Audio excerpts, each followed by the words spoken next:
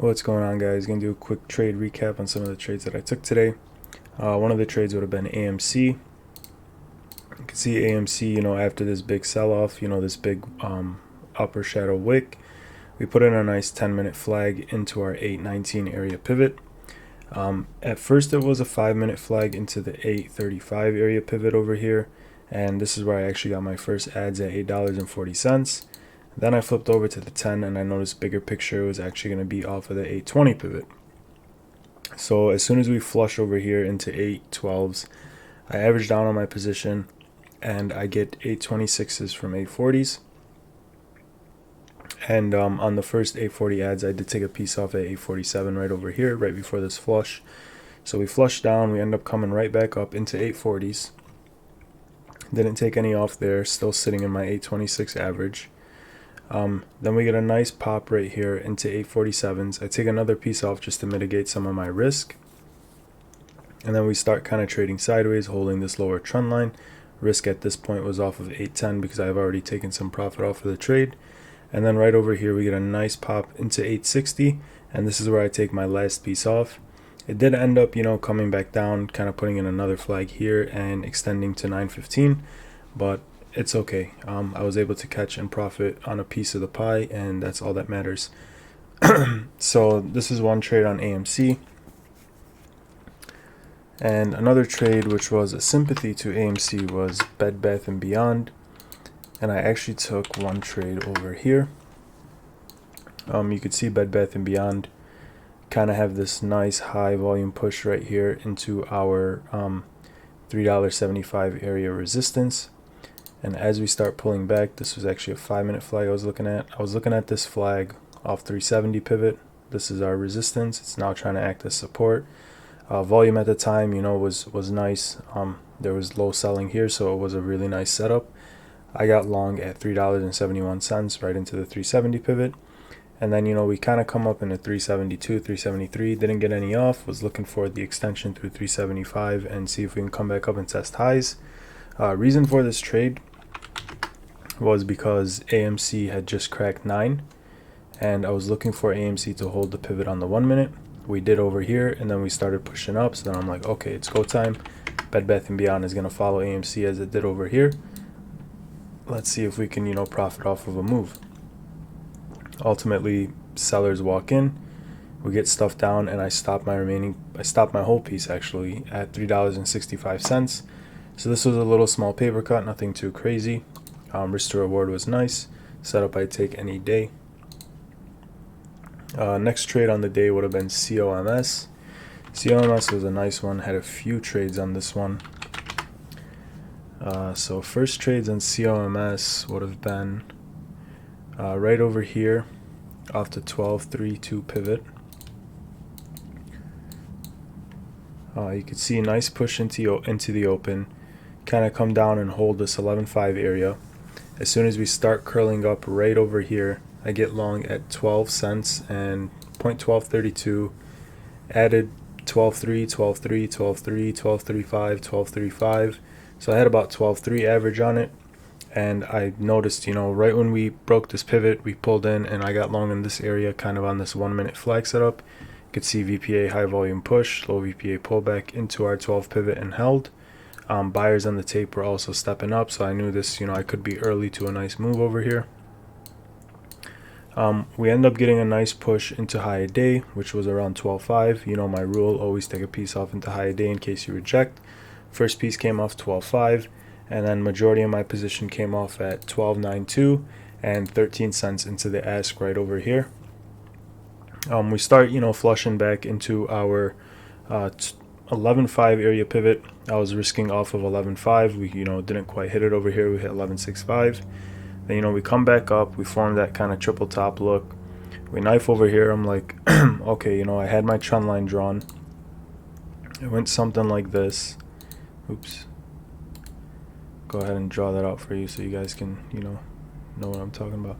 So I had my trend line drawn, and, we break below it, come down to, 11.52, still in my position. Start trading back up. I'm thinking, okay, they're going to, shake a lot of sellers out like they have been lately, and then, they're going to let it rip. You know, I took majority of my piece off here, so I was comfortable holding, you know, for a little loss on that piece. I wasn't, you know, going crazy or anything. Come back up, you know, find resistance at 12 now. And then right over here when we break 11.5, I cut my remaining piece and I get filled at 11 cents even. So overall nice trade, you know, idea was there. Followed my stop loss, you know, we hit right here. I believe it was 11.52. Yeah, it was 11.54, you could see. So, you know, following my plan to a T, my stop loss was below 11.5 and we didn't break it, so there's no reason for me to get out. And, you know, like I said, I was able to have a little bit of wiggle room on my last piece because I took majority of my profit off over here into 13s. I knew 13 was a significant level of resistance, and that's why I was scaling so heavily over there, because if you look left, you kind of have 13 resistance here, 13 resistance here, and then we finally met that resistance in the morning and we could not break over it. So I knew to scale most of my piece off here. I knew there wasn't going to be much range in the position. You know, it ends up coming down, whatever. And then that's when I formed this little downtrend. You can see connecting this high to this high. And then we start, you know, coming up here, start trading nice, putting in, you know, a little 5-minute flag. A lot of Discord servers were on it. And I actually took some off this flag over here at 12.5. Get a nice push into 13s, take majority off 13. And then we get the break of 13 finally, and then I take another piece off 14, scaled more off 14 here, and then I was looking for that 5-minute setup into 13, and we got a nice 5-minute setup here, but the setup I was actually looking at was on the 10-minute, kind of a 3-bar look, kind of a flag at the time as well. It was really, really nice. I'll go ahead and show you a picture of this one. I know Mikey was on it like the same time I was on it, and I know Mikey posted a picture at the time of it, and it was a really, really nice setup. Let me find that picture for you guys really quickly. Right over here. Oh no, that's Herv's post. Right here. So, you know, really nice. I believe this is the 5-minute if I'm not mistaken. Yeah, this is the 5-minute, so useless. But yeah, that was the 5-minute setup at the time. But at the time, I was more focused on the 10-minute setup. Really nice high volume push to that level. Low volume pullback into the 13 pivot. And right over here on this candle, when we pulled into 13, would have been on the 5-minute. When we pull into 13 right over here, I start slapping it. I slap 13.3, 13.335, 13.34, 13.3 again. So I was like getting trigger happy off this pivot. I was waiting all day for this break. I really wanted the 13 break to, you know, see if we can come up and start extending into, you know, 15s and 17s, and then, you know, come up and test 18s, 20s, and, you know, we have a lot of range on this daily. So I was looking for that, you know, open up and, you know, let's get that quick short squeeze into the after hours. Ended up getting another pop into here, 13.82s. Took some off 13.6, 13.6, 13.5. Had some limits out at 14 in case we, you know, blasted through it real quickly. Those didn't get filled because obviously the price didn't go there. You can see I took more off 13.8, 13.6, 13.5, 13.5. And then ultimately right over here, we stuffed through our pivot, our 13 pivot, and I let it come down. And I'm like, okay, let's see if they suck it back up. We don't suck back up, and we actually get rejected at 13. And this is when I take my remaining piece off, and I get filled at 12.8. Also have one order that got filled 0.1281818181, and yeah, you get it. So, you know, last piece came off here. Overall, it was a green trade. I was able to get majority off here, and the reason why I was scaling so heavily here is because on the level 2 it was getting really, really thick. There was a lot of sellers walking in. I remember the times in sales was lit up, and, you know, the stock wasn't moving anywhere. So that's like a big warning signal to me. And so I knew to, you know, start scaling off quickly and, you know, protecting my my gains on the day and protecting my, you know, gain that I had in the stock at the time. Next trade was on CRBP. Oh well, wasn't really a trade. I remember in yesterday's review I told you guys that I was holding that last piece overnight. Actually woke up to see this stock, tumbling down. Sold my last piece off right over here at 15 cents, so right on this break of 16. Told you guys yesterday that I was risking off of pre-market highs over here of 17, 16.5 area, and when I woke up it was right about here around 8:30 a.m. Well, not when I woke up, but when I got on my computers. So I did stop my remaining piece over here. So yeah, that was a little last piece I had overnight. Another trade I took on the day was MULN, MULN, and MULN was a nice setup. I remember I was playing it off the 1, and it was a simple trend line trade. So pre-market, Bofo had called out the 5-minute flag right over here.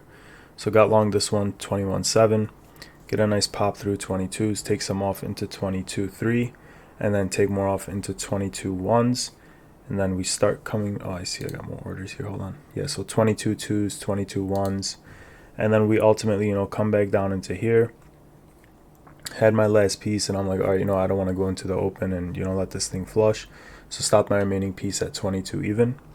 Then right into the open, I was on the 1 minute. I noticed we get this nice strong candle right off this lower trend line, and that's where I was like, okay, shit, I gotta get back in this thing. I get filled 22.4, so really nice average, kind of, you could say, bottom ticked it right over here, right on the break of the 22.5 resistance from pre-market. So right when we break that, we start pulling back. I get long on it right away. Risk was off this trend line, and right away we get a nice move into 23s. Take my first piece off 23. Start extending higher, take more off 23.8, take more off 24, 24. Didn't get any off over here. That's when I alerted the 5-minute 3-bar look in Goblin Gang. Eventually it did fail. Really nice setup here, for the people that got in over here near 23s, very low risk, risking off 22.95. I was still in down here. I didn't add any more up here. And I was still, like I said, risking off the trend line. Stock starts coming down. I didn't cut my last piece for break even, and we end up breaking through the trend line right here, and that's where I cut my remaining piece at 22 cents. Some of you watching might think, why are you letting the trade go red? And the answer to that is I am not. My last, I'm taking majority of my profits when they're there, and I'm always holding that last piece as a runner. So even if it does go red on me, like if the stock goes red on me, I'm still going to walk out green on the trade. I know there's someone out there thinking, why the hell is this guy letting his trades go red? And just want to answer that for you really, really quickly. Next trade on the day was TOPS, TOPS. A lot of action today, a lot of action. Got a couple more that we'll go over, and then that'll be all. So TOPS, really, really nice. Nice 5-minute setup down here. Didn't get long over here, even though, this would have been the ideal setup. The reason why I didn't get long over here is because it was very, very whippy. You could see, we had this nice move into 530s and all the way down to 444. So I just didn't want to take the risk. I was a little hesitant on it. I didn't want to, get caught in a flush first thing in the open, considering this thing put in a massive move from pre-market into the open. So I was like, all right, you know what? Let me sit on my hands on this one. But then a really nice setup came, and it was a setup I couldn't, ignore. So this one, breaks through 530, really, really high volume. And then look at this nice 5-minute flag we form against this 530 area pivot. I get long 534, nailed the pivot right into this pullback right here. Get long 534, I'll show you it on the 1 minute. Right over here, get long 534. And I was risking off of 520 right here, which would have been this pivot right here. Reason why I didn't risk here is because I realized, we were starting to come down, and I'm like, okay, what's the next pivot we're going to hold? And the next pivot would have been 520. I'm like, okay, whatever, I'm fine with that. This thing has got range. A lot of big people were getting on it. So I'm like, all right, this thing, it has a nice chance to go. So we get long 534s, get a nice push right here. Sucked up into 545s, take some off 545, 543. Then we start extending higher. take more off into 551, 553, take more off 552, and then ultimately I took my last piece off right here at $5.40 on this candle, and then this happened. Reason why I cut my remaining piece is because when you're playing 5-minute flags, if this is all you see, try to make that better. If this is all you see, you're looking for that first 5 minute to make a new high, excuse me. So when this stock made the new high, sorry, I took a sip of water. When this stock made the new high and got flushed right away on the 5 with a little increasing selling pressure, that was an alarm that turned on in my mind. And that protected me from this big move down. Little things like this on a setup that, you know, if you're playing 5-minute flags, you've probably seen this thing a million times already, and you usually see the outcome. So when 5-minute makes a new high and fails really, really hard like this did, it's a big sell signal in my mind. So right when this candle closed, I give it a second, willing to, you know, cut my remaining break even or even take it for a little loss. Right when this candle opens and we put in this little, you know, weak move up to 550 and then start coming down, that's when I'm like, okay, I'm done. You know, I got my move out of it. This one, it could have opened up, but it could have also done this.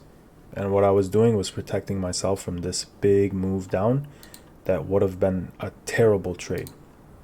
Looking at it on the 10-minute, nice 10-minute flag too into that 530, 520 area pivot. And then, you know, I guess you could say we're playing the range. Ultimately, this thing did have the range to open up. You could see if we got over that 560, we could hit 6s, even 620s. You could see all that support resistance in this area. So overall, I played it very well in my opinion. I played it very, very well. I spotted this fail and I protected myself from this huge candle that would have, you know, turned this whole trade red. So very, very proud of myself for that. Next trade on the day would have been WLDS. This one was a quick scalp. I actually took this trade on mobile. And reason I took this trade, I'm sure you can see it if you know your patterns. We have a nice ascending triangle right here. Very nice ascending triangle. Trading in between support and, you know, same resistance point, higher lows. And finally your breakout point right here. I got long on this one at 89 cents.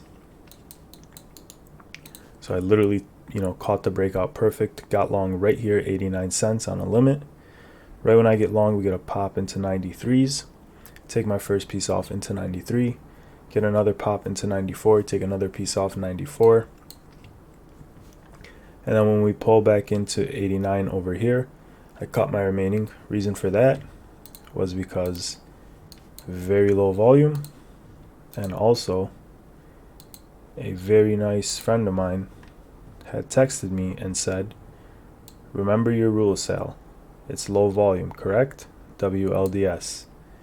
And when I read that message, I went to the 1 minute and I looked at it and I'm like, ooh, this guy just saved me. And so I knew that if I was going to get into this trade, it was going to be a quick scalp. And that's exactly what it was. So shout out Jixer, man, for reaching out and, you know, reminding me of my own rule. I really, really appreciate it. Shout out to you, man. With that being said, those are all my trades on the day. There's actually one that I'm holding, and that's WISA. WISA came out with some news that they had closed their offering right over here. Closing of previously announced 7.6 million public offering. I have some long right here at 12.6 against this 12.14 area pivot. You can see it was clear resistance. Now we broke over it and we're just trading over it. And I'm looking for that quick move into 16s. With that being said, those are all my trades on the day. I hope someone learned something useful, and we'll catch you guys tomorrow for Friday's recap. Peace.